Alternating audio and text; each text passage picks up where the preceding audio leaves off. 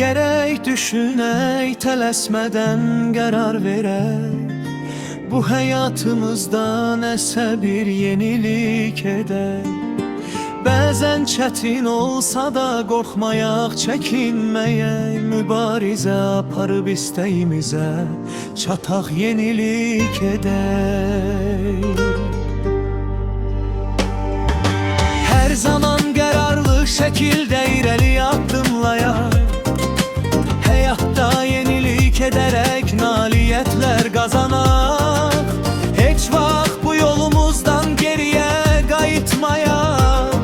Çalışaq həmişə yeniliklərimizlə zirvələrə ucalaq.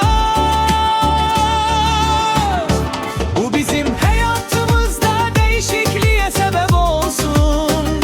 Etdiyimiz yeniliklərlə birgə uğurlarımız da bol olsun. Qoy bu bizə daima sevinç, xoşbəxtlik getirsin. Həmişə ətrafımızda uğurumuza sevinənlər olsun.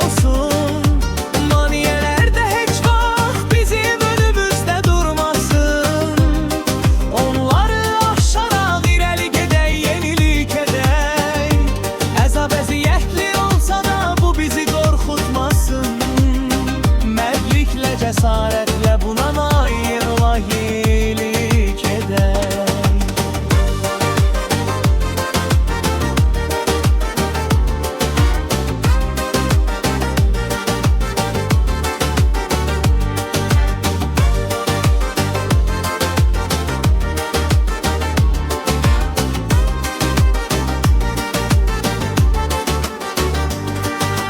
Qoy gücümüz, qüdrətimiz heç vaxt tükənməsin. Hər zaman daha yaxşı, gözəl yenilik edək.